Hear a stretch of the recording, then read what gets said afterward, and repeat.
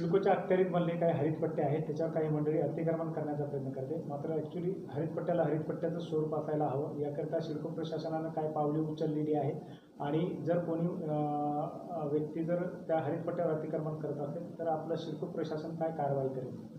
नमस्कार. मी सर्वांना आवाहन करू इच्छितो की सिडको त्याचप्रमाणे वाळूज भागातील जे काही नागरिक आहेत यांच्या सहयोगाने त्या ठिकाणी हरितपट्टे चांगल्या प्रकारे विकसित झालेले आहेत आणि ह्या हरितपट्ट्यांवर जर कोणी अतिक्रमण करण्याचा प्रयत्न करेल, या हरितपट्ट्यांमध्ये वृक्षतोड करण्याचा प्रयत्न करेल तर सिडकोकडून अशा नागरिकांविरुद्ध किंवा अशा व्यक्तींविरुद्ध कडक स्वरूपाची कारवाई करण्यात येईल. यामध्ये वृक्ष संवर्धन अधिनियम 1975 कलम 21(1) प्रमाणे 1 वर्षापर्यंत शिक्षेची तरतूद आहे आणि फौजदारी स्वरूपाचा हा गुन्हा आहे. या प्रकारे आम्ही एका ठिकाणी आम्हाला वृक्षतोड आढळून आली त्यावर आम्ही गुन्हा दाखल केलेला आहे वाळूज पोलीस स्टेशन इथे. आणि भविष्यातही जर कुणी अशा प्रकारे कारवाई केली तर त्यामध्ये शासकीय मालमत्तेचं विद्रुपीकरण किंवा नुकसान त्याच्याप्रमाणे वृक्ष संवर्धन अधिनियम या दोन्हीचा आधार घेऊन गुन्हा दाखल करण्यात येईल. सर, काही ठिकाणी वृक्षतोड झालेली आहे आणि वृक्षतोड झाल्यामुळे निश्चितच त्या हरितपट्ट्याचं स्वरूपसुद्धा कमी झालेलं आहे.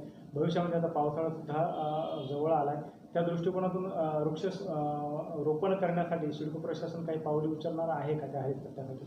ज्या हरितपट्ट्यांमध्ये जी काही अनधिकृत वृक्षतोड झाली त्यावर आम्ही गुन्हा तर दाखल केलेला आहेच. त्याचप्रमाणे त्या ठिकाणी परत वृक्षारोपण करण्यासाठी खड्डे करून आम्ही त्या ठिकाणी वृक्ष लावण्याची तयारी पण केलेली आहे.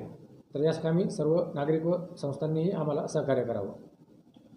एखाद्या संस्थेला अडॉप्ट करण्यासाठी काय आवाहन कराल का सर? मी सर्वच वाळूज येथील नागरिक व संस्थांना आवाहन करेल, जे काही वृक्षप्रेमी आहेत त्यांनी या कामामध्ये सहभागी झाल्यास सिडकोकडून आपल्या या हरितपट्ट्यांचे जतन सोपं होईल.